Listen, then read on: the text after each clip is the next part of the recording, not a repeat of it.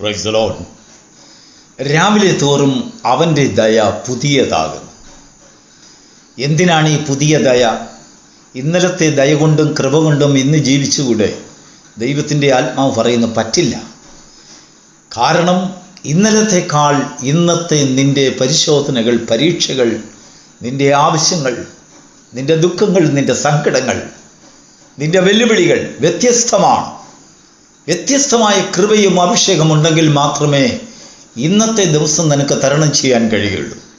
അത് പ്രഭാതത്തിൽ നിനക്ക് നൽകുന്നു, ജീവിത ആരംഭത്തിൽ നൽകുന്നു, ആവശ്യങ്ങളുടെ ആരംഭത്തിൽ നിനക്ക് നൽകപ്പെടുന്നു. ദൈവത്തിന് മഹത്വമുണ്ടാകട്ടെ. ദൈവത്തിൻ്റെ വചനത്തെ ശ്രവിക്കുവാൻ, ധ്യാനിപ്പാൻ, അവൻ്റെ കൃപകളെ, പുതിയ അനുഗ്രഹങ്ങളെ പ്രാപിപ്പാൻ ഒരു പ്രഭാതം കൂടെ നമ്മുടെ ജീവിതത്തിൽ കർത്താവ് ദാനമായി തന്ന ദൈവത്തിൻ്റെ മഹാകൃപയ്ക്കും സ്നേഹത്തിനുമായി ദൈവത്തെ സ്തുതിക്കുന്നു. പെന്തക്കോസ്റ്റ് മെസ്സഞ്ചർ യൂട്യൂബ് ചാനലിൽ കൂടി പ്രഭാത സന്ദേശം കേൾക്കുന്ന എല്ലാ പ്രിയപ്പെട്ടവരെയും ക്രിസ്തുയേശുവിൻ്റെ ധന്യനാമത്തിൽ വന്ദനം ചെയ്യുന്നു. മനുഷ്യ ജീവിതത്തിൽ 5 ദുഃഖവേളകളുണ്ട്, 5 പരിഭ്രമങ്ങളുണ്ട്, 5 കണ്ണുനീരുണ്ട്, 5 വേദനകളുണ്ട്. പരിഹരിക്കപ്പെടാത്ത വേദനകൾ, ഉത്തരം കിട്ടാത്ത ചോദ്യങ്ങൾ, ആഴമായ ദുഃഖത്തിലേക്കും പരിഭ്രമത്തിലേക്കും ഭയത്തിലേക്കും നമ്മെ തള്ളിവിടുന്നതായ സന്ദർഭങ്ങൾ 5 വേളകളാണ്. ഈ 5 വേളകൾ നിറഞ്ഞതാണ് ഒരു മനുഷ്യ ജീവിതം. ഈ 5 വേളകളുടെ പ്രത്യേകമായ ചില സാഹചര്യങ്ങളുണ്ട്. ഈ 5 വേദനകൾ മനുഷ്യൻ കംപ്ലീറ്റ് ആകുമ്പോൾ അവൻ്റെ ജീവിത അവസാനവുമാകും. ഒന്നാമത്തെ അവൻ്റെ വേദന തനിച്ചാകുന്ന വേദന. ഒരു കൊച്ചു പൈതലിനെ നിങ്ങൾ കട്ടിലിൽ കിടത്തിയിട്ട് അങ്ങോട്ടോ ഇങ്ങോട്ടോ ഒന്ന് മാറി നോക്കൂ. തനിച്ചാകുമ്പോൾ കുഞ്ഞ് കരച്ചിലുണ്ടാകും. ആ ചെറിയ പ്രായത്തിൽ നിന്ന് തന്നെ തനിച്ചാകുന്ന വിഷയം സഹിക്കാൻ വയ്യ, കുഞ്ഞ് കരയുകയാണ്. അതുപോലെയാണ് അവൻ്റെ ജീവിത അവസാനം വരെയും തനിച്ചാകുന്ന അനുഭവം അവന് സഹിക്കാൻ കഴിയുകയില്ല.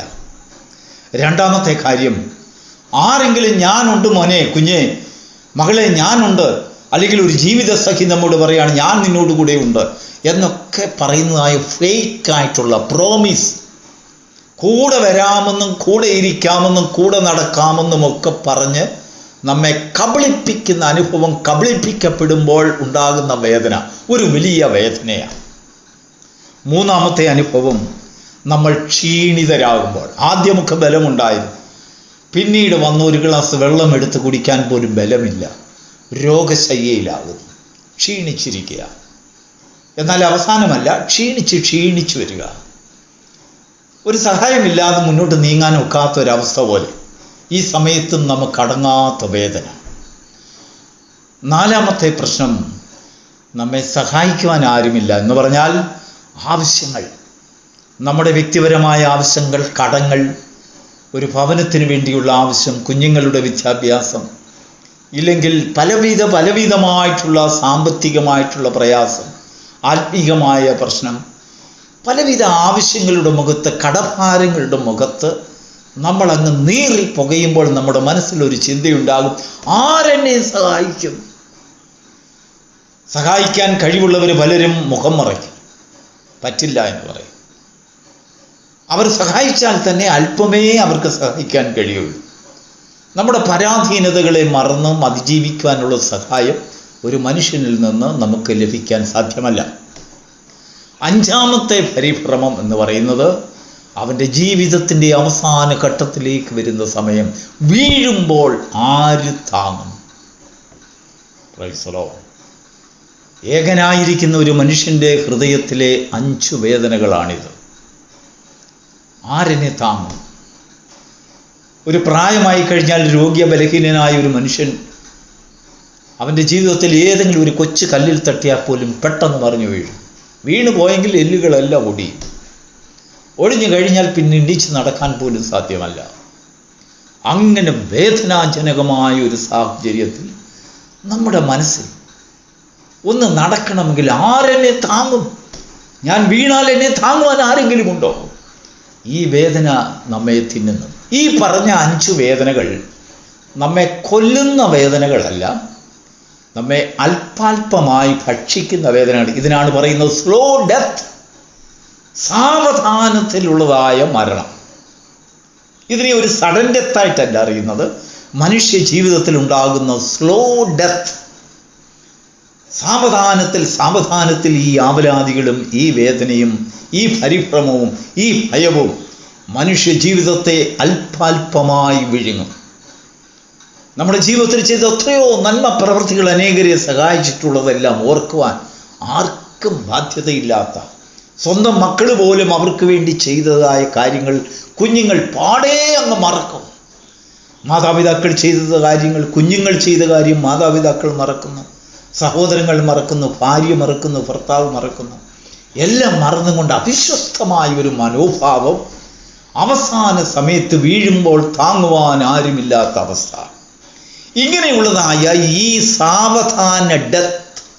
സാവധാന മരണത്തിൽ നിന്ന് ഒരു പുതിയ ജന്മത്തിലേക്ക് മനുഷ്യനെ തിരികെ കൊണ്ടുവരുവാൻ ദൈവം മനുഷ്യനോട് കൊടുത്തതായ 5 വാഗ്ദത്തങ്ങളെയാണ് ഈ പ്രഭാതത്തിൽ ദൈവത്തിൻ്റെ ആത്മാവ് നമുക്ക് ചിന്തയ്ക്കായി തരുന്നത്. എന്താണ് ആ വാഗ്ദാനങ്ങൾ? എവിടെ നിന്നാണ് അത് കിട്ടുക? വായിക്കാം നമുക്ക്. യെശയ്യാപ്രവചനം 41-ാം അധ്യായത്തിൻ്റെ 10-ാം വാക്യം. വളരെ സുപരിചിതമായ വചനമാണ്. അവിടെ ഇങ്ങനെ എഴുതിയിരിക്കുന്നു: ഞാൻ നിന്നോട് കൂടെയുണ്ട്, ഭ്രമിച്ചു നോക്കേണ്ട, ഞാൻ നിന്റെ ദൈവമാകുന്നു, ഞാൻ നിന്നെ ശക്തീകരിക്കും, ഞാൻ നിന്നെ സഹായിക്കും, എൻ്റെ നീതിയുള്ള വലം കൈകൊണ്ട് നിന്നെ താങ്ങും. നോക്കണേ, ആ വാക്യം 5 വിധത്തിലുള്ളതായ ഞാൻ വെളിപ്പെടുന്നു. അതെന്താണ് ഈ 5 ഞാൻ? ഓരോ ആവശ്യങ്ങളുടെ മുഖത്തും താൻ വ്യക്തിപരമായ പ്രത്യക്ഷത. ആദ്യം താൻ പറയുന്നു, ഞാൻ നിന്നോട് കൂടെയുണ്ട്, ഭയപ്പെടേണ്ട.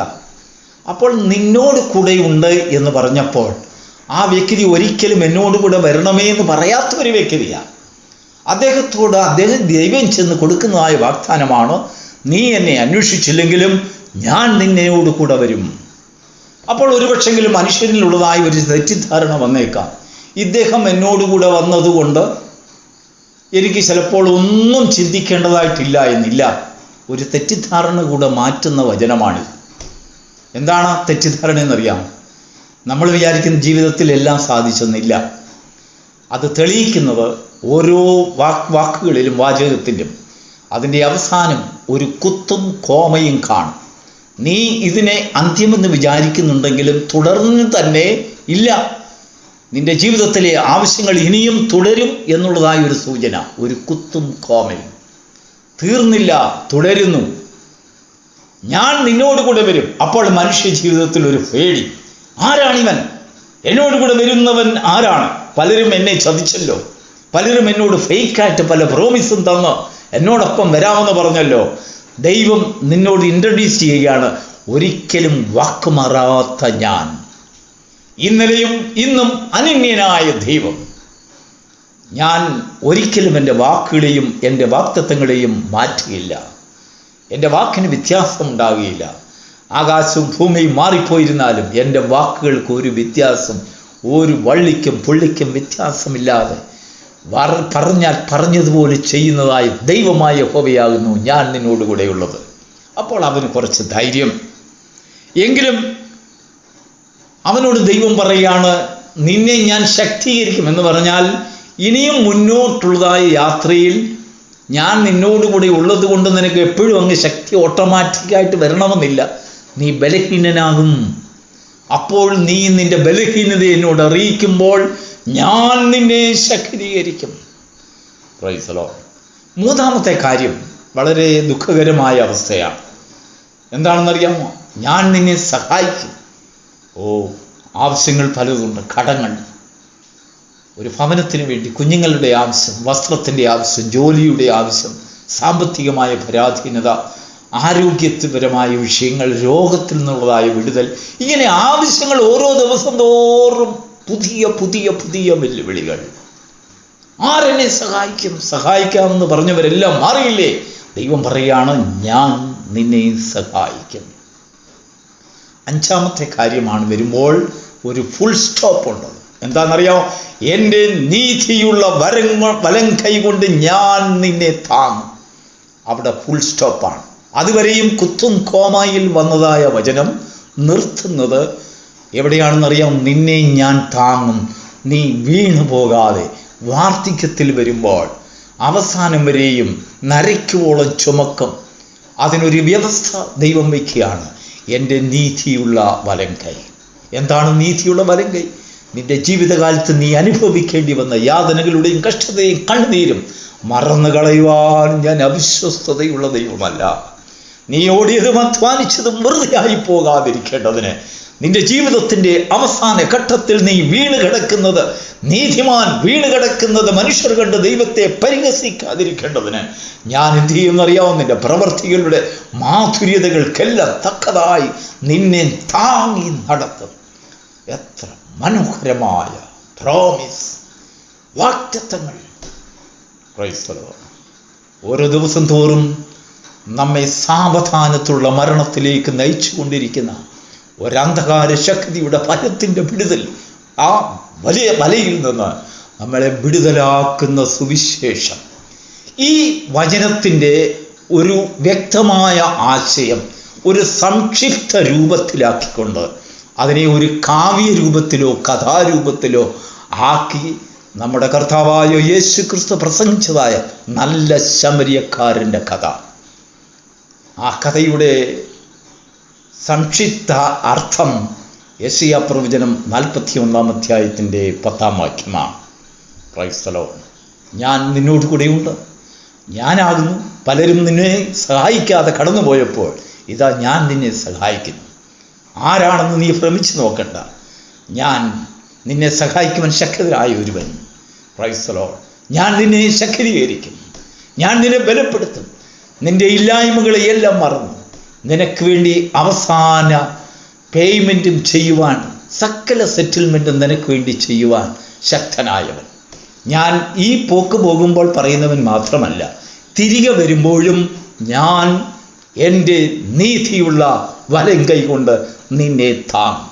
എന്തെങ്കിലും എവിടെയെങ്കിലും കുറവുണ്ടെങ്കിൽ, നിനക്ക് വേണ്ടി ആരെങ്കിലും സഹിച്ചിട്ടുണ്ടെങ്കിൽ അവർക്കും കടം വീട്ടുന്ന നീതിയുള്ള കരം.